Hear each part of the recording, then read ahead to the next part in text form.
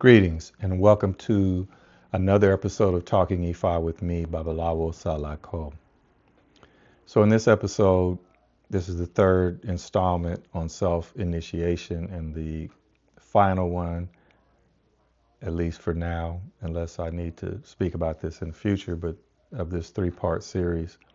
And in this series called Self-Initiation Consequences. So I'm going to talk about some of the possible consequences of self-initiation, especially into becoming an E5 priest, E-Ter-Fa, but it applies to any other priest. So let's talk. Greetings. I'm Babalawo Salako. I was initiated as a priest of Ifa and Obatala in Nigeria in 2006, and I've been practicing the Ifa Orisha religion for over 30 years now. My mission is simple: to help those who are new to the religion or lost in the religion. So if that's you, then buckle up and join me. This is Talking IFA. So again, what are some of the consequences of self-initiation into E5? Okay, so let me read some of this and then I'll respond.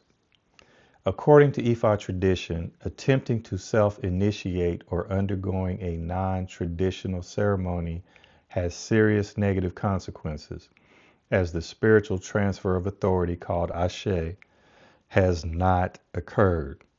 Okay? Number one, on this list, the first one in terms of consequences: lack of spiritual authority. Without the ritual transfer of Ashe, spiritual authority, from an established priest, one lacks the legitimate power to engage with or command spirits safely. So one of the things you have to really remember when you're on your spiritual journey is that you're not on your spiritual journey alone. Even if you self-initiate and say, I'm on this spiritual journey, it's my journey, I do what I want to do. There's no such thing as doing what you want to do all the time. When you're in this religion, we work with spirits. That's our whole thing. When clients come to us, we're helping guide them through their life. We also deal with if they have spirits there. Is there any negative spirits around them? Do they need certain ceremonies in their bowl to help protect them? And we work with spirits. So if you're a person who does not have the Ashe, you self-initiated, and especially if you say you're not self-initiated, and what a lot of people do, then you want to start practicing. You call yourself an Iyanifa or Babalawo, and then you start getting clients. You're putting those people's life and safety into your hands. And you should know that, okay? And you don't have the spiritual authority or the Ashe that they think you have and they're trusting in you to have. And they're going to trust you with your advice, okay? Number two, danger and harassment. An individual who claims spiritual abilities without proper initiation may attract negative or dangerous spiritual entities that they cannot control, leading to harassment and harm. This is not play, okay? It's not a game.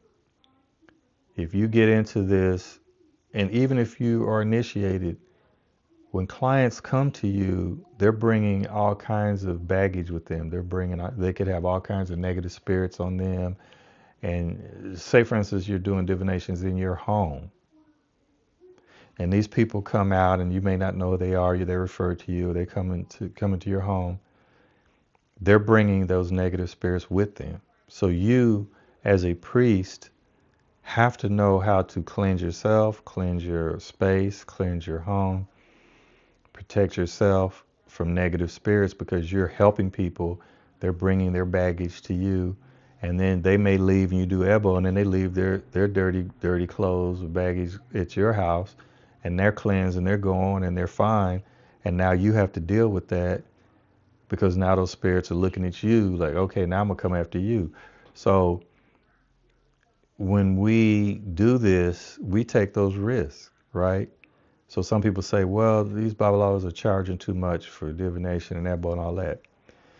The reason why I don't criticize anybody for, that's another topic, how much they charge, is because each individual has their tolerance level in terms of they got to deal with all these negative spirits that people bring, and they have to constantly fight and cleanse and all that. And they say, look, if I'm going to take the risk of these harmful spirits coming around me all the time, I'm charging XYZ, or I'm not going to do it, right? So I don't criticize people for what they charge. They charge, what they're willing to deal with, and either clients are willing to pay them or they won't and go somewhere else. That's another topic. But it can get, so if you're sitting there and you don't know what you're doing and you don't have the ashe, and you attract all these negative spiritual entities to you, because see, one of the things people don't understand is when you get initiated, formal initiation, you have that ashe, part of the reason people get initiated specifically to Ifa a lot of times is to save their life or to protect them from negative entities and things that are attacking them. They come to Ifa and say, I want to get initiated into, they may not be a practicing Babalawo or Yan Ifa, but they just want to get initiated Ifa for protection. Because once you get the ashe of Ifa Rumula on you, it provides a certain level of protection. And a lot of these spirits come, they know you have that, and they leave you alone. But if they see that you're saying you're Babalawo, and they can see from a spiritual side, no, you don't have that ashe on your head, you're not protected, I'm going to attack you, right? And there's nothing you're going to be able to do about it. So it can be dangerous to play those kind of games also. That's a possible consequence. Okay, then, or you bring them into your house if you're married and have children and wife and children and family. You're bringing negative spirits into you around your family that you don't know how to deal with, right? Number 3, lack of guidance. The journey of an Ifa priest requires a mentor and a spiritual family. Without this guidance, one is left to wander aimlessly and cannot correctly interpret or apply Ifa's wisdom. You can't correctly interpret it. You can get a book and it can have essay or verses in it, and you could read it, but if you don't have mentors and stuff, you won't be able to properly or correctly interpret it, right, to apply Ifa's wisdom. And you wander aimlessly without guidance, no direction, no purpose, they say. Number 4, no recognized status. In the traditional community, self-initiates are not recognized and are often openly rejected or ridiculed by other priests. Now, that's, of course, if they're not just self-initiating and going online or going somewhere and saying that they're this, and they get clients and the clients don't know what questions to ask. So I always say, if you go to a priest, then talk to them, ask them questions or research, ask them where they got initiated, what year, when they got initiated, who's their aluwo. So if they tell you they don't have an aluwo, then you need to be very suspicious. If they can't tell you where they got initiated or by who, now they can make that up. But if they say somebody's their aluwo, then of course you could follow up and try to contact their aluwo to verify it, right? If they say they don't have an aluwo and they're honest and tell you they self-initiated, I wouldn't recommend working with them at all. That's up to you, but I wouldn't recommend that. And finally, I think this is the last one, yes. It says empty ritual. Any ceremonies or offerings performed by a self-initiate are considered hollow and ineffective, as they lack the spiritual foundation and validation required for the deities to listen. Listen to that. They lack the spiritual foundation and validation required for the deities to even listen to you. Because think about it. You can fool other people, but you can't fool other deities. You can't fool the Orisha. You can't fool your ancestors when they're in the spirit world. You can fool your family when they're alive, but you can't fool the ancestors in the spirit world. So if you go to Oromula or you go to Batala or Oshun and you're trying to do something, Oshun is going to know if you have her ashe, if you've been initiated to her, or if you've been initiated to Oromula or whoever. So if you haven't, it says, why would the deities listen to you? That's very powerful, because people that self-initiate believe they can go directly to the Orisha. They say, oh, Oshun came to me in a dream and Oshun wants me to be a priest of Oshun. So I woke up the next morning and I'm now a priest of Oshun. Or I went and got a book and I initiated myself, so I'm a priest of Oshun. And now I can work with Oshun and Oshun will work with me because I'm initiated. You do not know if Oshun, how can you know if Oshun is working with you? See, the key here is once you get into the spiritual realm and you're trying to invoke spirits and you really don't know what you're doing, you don't know who you're invoking, right? Because there's thousands upon thousands, probably hundreds of thousands or millions of spirits here on Earth, on Aye.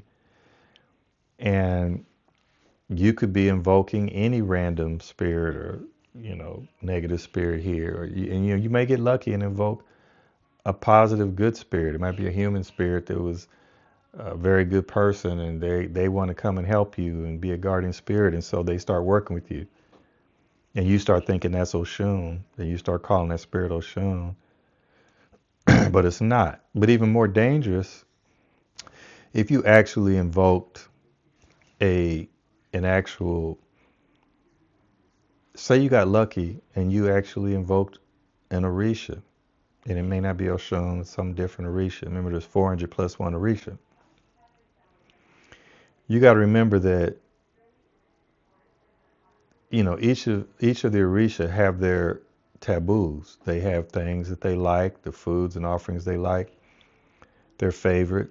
They also have those that are taboo that they never will accept, and they actually get offended if you try to give it to them. Okay?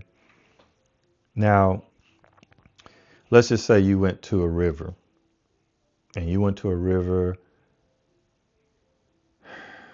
Let's just say you go to the Mississippi River here in the United States. And the people that were there,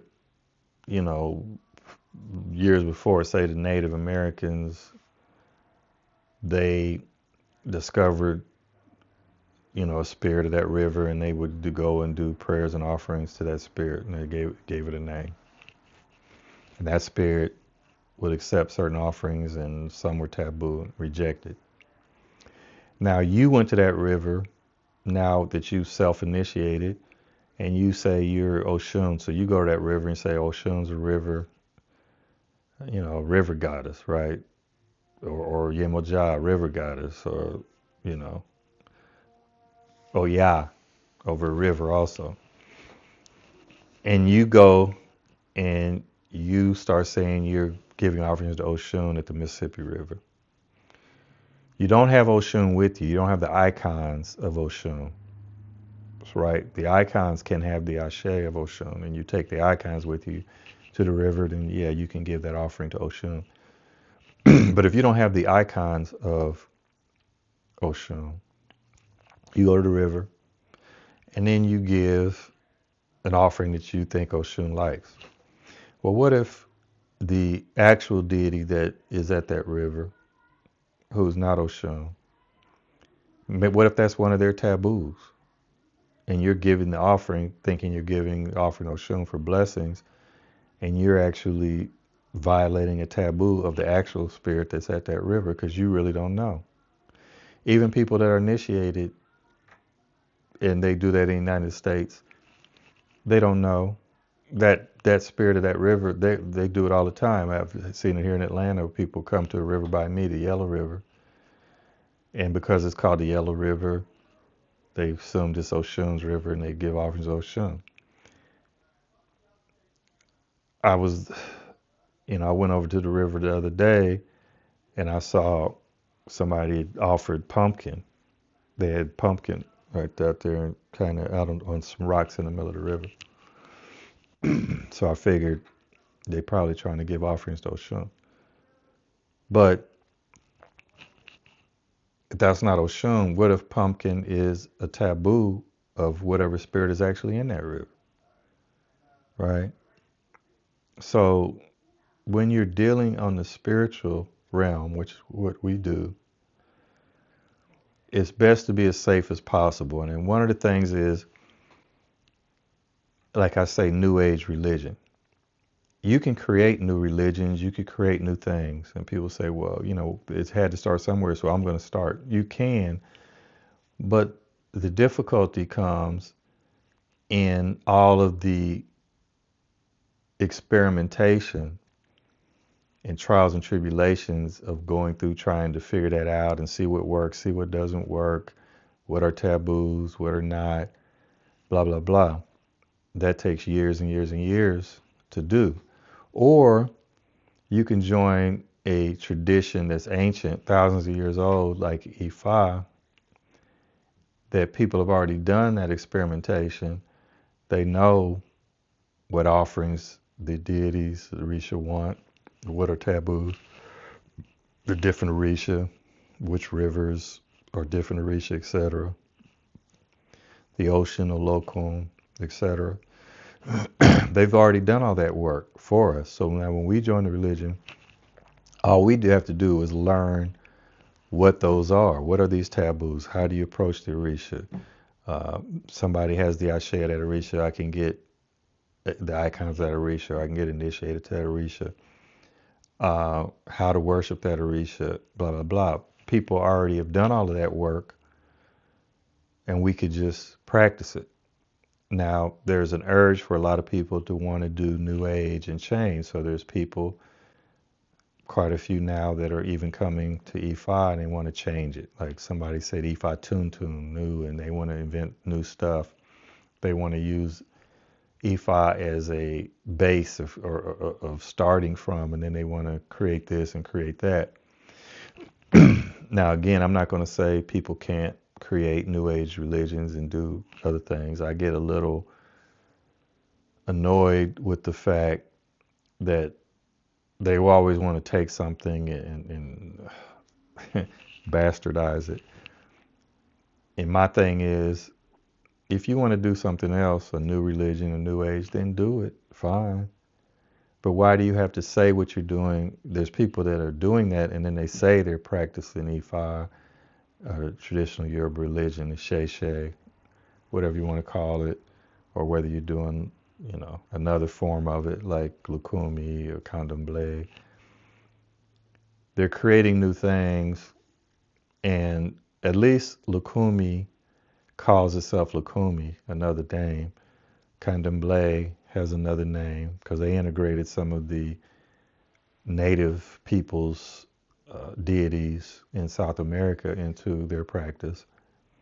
And they just found their foundation is Ifa. Okay, that's fine. But there are people now that's calling what they're doing Ifa. They're not giving it a different name, etc. So that's another topic. So back to self-initiation, the pros or cons.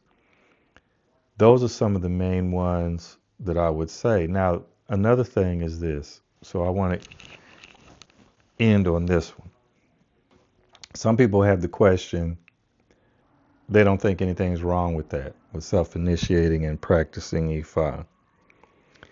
But if you study it and you look into the essay and the verses, you can't come away with any other conclusion that it's not, and how dangerous it is.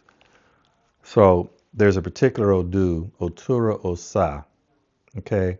And in Otura Osa, there's a story of uh, Awodi, okay?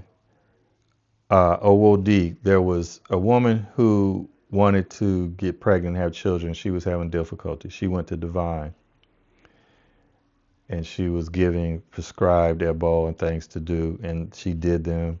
It worked. She was able to get pregnant, and then she started having children. She had 4 children, and I believe 4 sons. The fourth son was Awodi. So I believe their father was, a Babalawo, I believe. So they wanted to practice and become, be a Babalawo. So the 3 eldest brothers all went and formally went through initiation, and they got initiated into Ifa and started practicing Ifa. The youngest son or brother decided that he, wasn't going to go through initiation and do all of that. He didn't feel he needed to do that. So he just went and said, I'm just going to do this on my own. So he left, right? He left town. He went to another town, I believe. Yeah, he went to Olokun village, right? And he presented himself when he arrived as a Babalawo. And he asked, can he practice in that village? He was granted permission to practice. He said he was a Babalawo, right? So they believed him. So he went to the forest and started practicing Ifa, right? He was doing things and initiating people and all of this. So he didn't return back home. So they started getting curious, where is he at? Where's their brother at? Where's the son? So they sent the eldest son to go look for him. He found him where he was and what he was doing. And they told him, he was practicing Ifa and in the forest. He tried to bring him back unsuccessfully. So then they sent the second son. He found him. He was unable to bring him back. So then they sent the third son and third brother, and he went and he had to use, basically honey and a kind of trickery to get him back. He kind of praised him and that kind of stuff. The third brother was Odidire, and he went and did his Ijala chants, and he was able to convince Awodi to return home with him. Once there, Oromila himself entered the room and asked about what happened to his other 2 brothers. And, Awodi, he had sent the other 2 brothers out, and they were lost and couldn't make it back home. And he had used his ashe, right? So Oromila then said that Awodi was practicing Ifa without himself being initiated. Oromila then opened his mouth and swallowed Awodi from head to toe. That was the punishment for Awodi, death. Oromila himself swallowed him from head to toe. That was the punishment for him practicing Ifa without being initiated formally. He was considered himself, he just said he was a Babalawo, basically saying he was self-initiated. He was presenting himself as a Babalawo as an uninitiated person. Self-initiation in Ifa means you're uninitiated. You didn't go through the proper initiations. Oromila, so let's think about that for a second. So you're saying, for instance, if you want to self-initiate to Ifa, to Rumula, to say you're Babalawo, and that's a extreme taboo for Rumula, and then you want to say you're working with the Rumula, meaning you're invoking a Rumula, you're saying you're doing divinations with people with the Rumula and calling Rumula down to help you, and the Rumula himself is not going to help you because he knows you're not initiated, which means there's going to probably be a lot of negativity that's going to come down on you eventually for practicing Ifa without being initiated. Oh, that's an Otura Osa, right? So that's clear evidence that it is not acceptable to do this or do that, and uh, it can have very negative consequences. So for your safety, you have to learn patience. One of the main things we talk about is patience in E5. Meaning, okay, if I don't have the money right now to get initiated, then you have to have patience and just save and save and save, pray and save until you have the money and get initiated. Once you get initiated, and even before, you want to start training with experienced priests. This is how it's done, and you know, there may be different, some things change, but that's how it's done. So the risk and consequences are serious. Spiritual, you don't know how to control spirits. You don't have the spiritual authority to control spirits because you don't have that ashe on you. It was not conferred to you. And that's a strong taboo, especially Romula does not tolerate that at all. And, you know, a brother had to bring his youngest brother back to be totally annihilated by a Romula. Okay, so that's all I have to say on consequences. And I hope that, you know, you got something out of that. And I know some people are going to go and do it anyway. I'm just trying to give you some possible consequences and the risk that you're taking by doing that. I would strongly recommend that you go ahead and get initiated. Even if now, if you're saying you're initiated, you self-initiated, you don't have the ashe, you're really not initiated, it's not too late. You still can go and get a proper initiation. And then you can be legit. You can be valid, right? So, that's it for today. I hope you join me on my next episode and subscribe to my channel. And again, I have 2026. This is right now, we're in October of 2025 when I'm recording this. And I have my 2026 IFA Varisha Planner that's going to be available very soon. And I'll put the links to it as soon as I have them in the next week or two in my, you know, in my information for each of my episodes. So, Ireo Odabo. Ashe.